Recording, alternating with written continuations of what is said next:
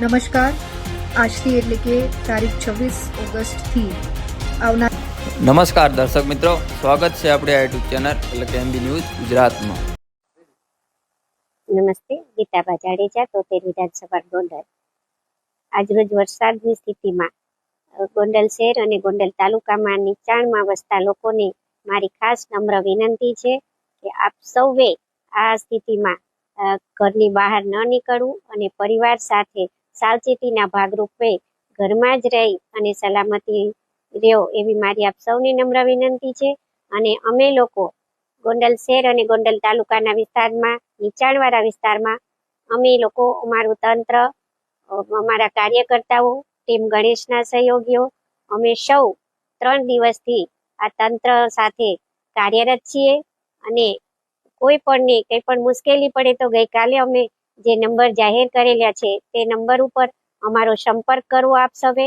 અને આ સ્થિતિમાં આપ સૌને કોઈને ભોજન જમવાનું કે ફૂડ પેકેટની જરૂર હોય તો વિના સંકોચે આ નંબર ઉપર અમને જાણ કરો.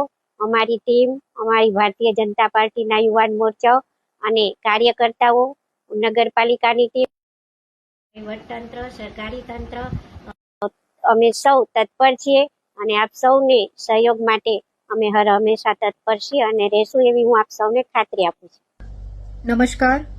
આજથી એટલે કે તારીખ 26 ઓગસ્ટથી આવનારા 2-3 દિવસો સુધી હવામાન ખાતાની આગાહી મુજબ આપણા જામનગર જિલ્લામાં પણ ભારેથી અતિભારે વરસાદની આગાહી કરવામાં આવેલી છે.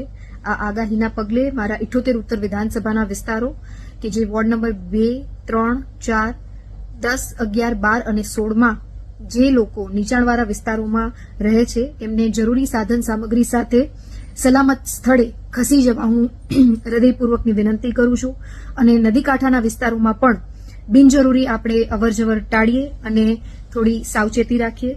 આપ સૌ નગરજનોને હું હૃદયપૂર્વકની ફરી અપીલ કરું છું, નમ્ર વિનંતી કરું છું કે આપ આપણા પરિવારજનો સાથે સુરક્ષિત રહો અને કાંઈ પણ ઇમરજન્સી કેસીસમાં જામનગર કોર્પોરેશન તેમજ જિલ્લા વહીવટી તંત્રનો પણ આપ સંપર્ક સાધી શકો છો. ડિઝાસ્ટર મેનેજમેન્ટ યુનિટનો પણ સંપર્ક સાધી શકો છો.